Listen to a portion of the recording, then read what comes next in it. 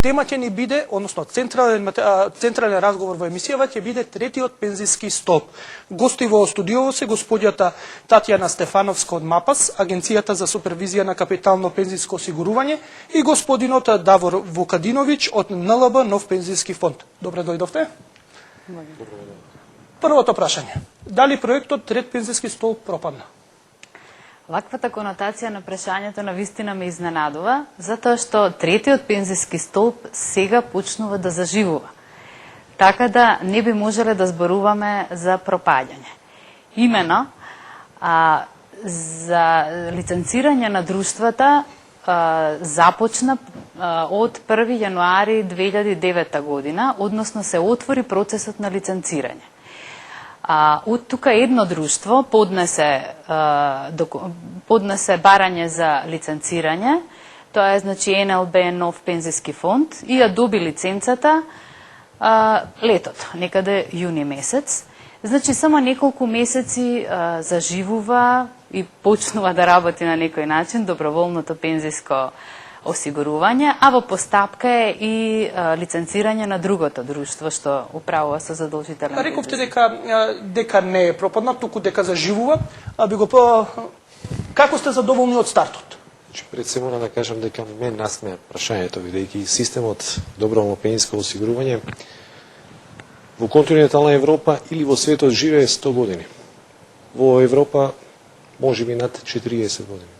Така да конотација или прашање од типот дали пропадна после 3,5 месеци живење на тој столб, мислам дека не е соодветно. Може да се каже кои се перспективите на доброволно пензиско осигурување како еден од инструментите за пензиско осигурување во Република Македонија. Но за тоа можеме и подоцна да кажеме некои дополнителни елементи. Стартот каков е? Дали сте задоволни? Вие сте единствената компанија што ќе го работи тоа, ќе објасниме што треба да добијат граѓаните од еден таков столб, но како сте задоволни од стартот? Па ние сме, да ви кажам искрено, во рамките на плановите. Значи, нашите планови се реалистички, не одевме со некои песимистички или со оптимистички варијанти. Реалистички и сега за сега се исполнува, така да сметаме дека оваа година ќе ја завршиме со исполнување на планот. Која е некоја оптимална бројка, например, да се смета дека процесот на вистина заживеал, дека дава резултати? Оптимален процес е 100% од работна активна сила, но тоа реално не може да се оствари. Значи, имаме некоја динамика која што е дефинирана, која што е во нашите стратешки планови дефинирана, сега се исполнува, така да ние сме сега задоволни со она што е исполнето. Од друга страна имаме една друга мисија, еве и со господја Тања од МАПАС, а тоа е на населението, значи на сите потенцијални членови на третиот столб, да им понудиме опција едноставно да сватат кои се бенефиции и кои се предности на третиот столб.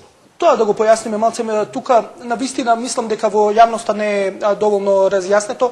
Имаме прв пензиски столб, имаме втор пензиски столб, што сите нововработени во последниве неколку години веќе го запознаваат и знаат за што станува збор, но третиот пензиски столб останува некако да виси во воздухот и некако не е доволно јасен.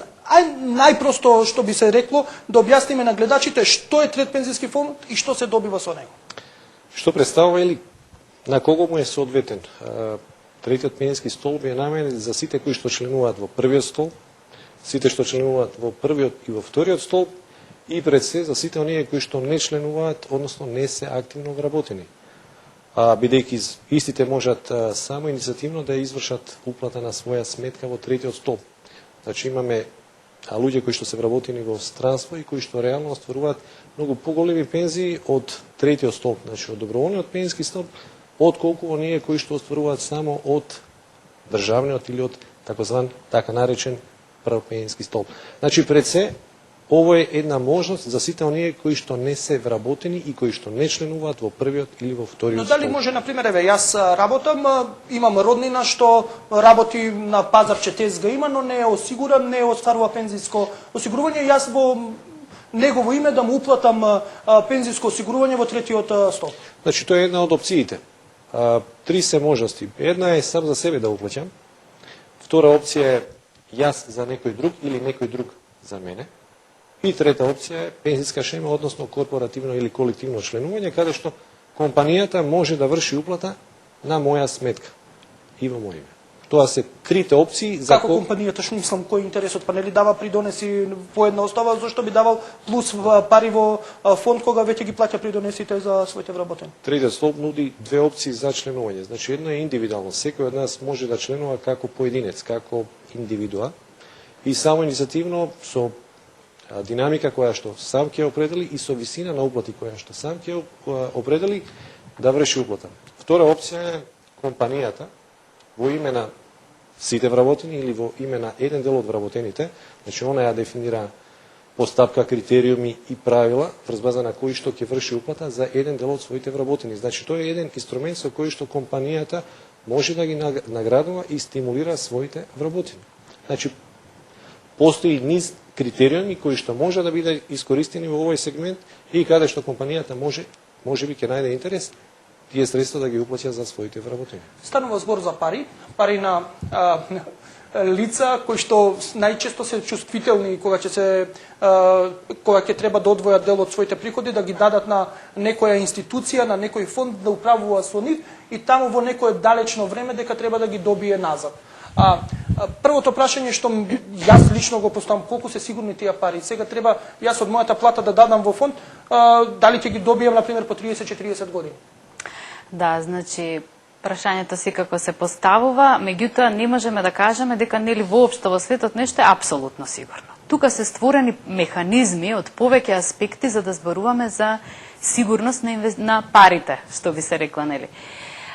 Затоа постои, еве пред се да речеме МАПАС, кој е регулатор и супервизор. Значи МАПАС ги лиценцира друштвата кои што можат да ги управуваат парите, уплатените пари од пензискиот фонд, и тие друштва треба да исполнат определени услови предвидени со закон, и единствена дејност на друштвата е значи управување со пензиски фонд. Тука зборуваме значи на стручно управување. Од друга страна, МАПАС тоа е институција која што ги супервизира, го контролира работењето на друштвото. Значи тоа е едниот аспект. Друг аспект што е многу важен е одвоеноста на средствата. Значи парите кои се уплаќаат не стојат кај друштвото. Друштвото си е институција која што си има сопствена жиросметка. Да, каде одат парите? И си работи. Значи парите одат во пензискиот фонд. Пензискиот фонд е, да речеме, сметка која што се чува кај банката чувар на имот. Значи тука имаме неколку институции вклучени. Друштвото е едно кое што дава налози за инвестирање на средствата, банката чувар го спроведува тој налог преку брокер на берзата и така натаму. Значи тука имаме диверзификација на некој начин на ризикот и сепак на начин се обезбедуваат средствата. Од трета страна, што исто така е многу значајна, инвестирањето на средствата се врши под строго определена регулатива. Во закони, подзаконски акти е определено каде се може да се инвестираат средствата. И тие не може да се инвестираат, например, во некои ризични харти од вредност, како што се дефинирани, мислам, јас ги реков со еден збор. Меѓутоа, треба компанијата да исполнува определени перформанси, понатаму инструментот треба да... Значи, не се работи, велиме, професионално, регулирано, супервизирано инвестирање на средствата, чување на средствата. Тоа се битни елементи кои што на крајот на краиштата, значи во сите тие фази може да настане проблем, меѓутоа се диверзифицирани, обезбедуваат некаква сигурност. Имаме светска економска криза, пропадна голем дел од берзите, не пропадна, туку падна индексите, акциите изгубија од вредноста. Што во овој случај со парите што ги дават граѓаните во фондовите? Дали постои опасност од вакви кризи да ги намалат или сосема да исчезнат пензиите на граѓаните? Па знаете што? Во третиот столб збора. Да, во третиот столб. Прво, кога е светска економска криза, насекаде се рефлектира, а второ, при значи ваквиот пристап на инвестирање на средства секогаш има кризни моменти и секогаш има падови. Сега, ако зборуваме од аспект на Република Македонија, можеме да кажеме дека во однос на, еве, ќе земам некои мали проценти, во однос на земите на ОЕЦД, каде што има пад на приносот инвестициите од 20%, во соседна Бугарија 18%, кај нас има само 10%. И одговорот е баш она што претходно ви го кажав. Значи, регулираноста и супервизираноста на овој систем е многу битен елемент за да не влијае кризата, односно тоа инвестирањето што се инвестира во разни ризични инструменти, тоа го прави повеќе падот отколку нешто друго. Затоа велиме дека кај нас нема голема рефлексија, а последните, најновите податоци покажуваат дека веќе и тоа се надминува, оние 10% што ги спомнав, веќе се и надминати со последните податоци, значи веќе се нормализира состојбата. Дали да поведам? Сакав и јас да надополнам овој сегмент. Значи, постојат сите законски и институционални перформанси кои што системот би требало да го прават повеќе сигурен.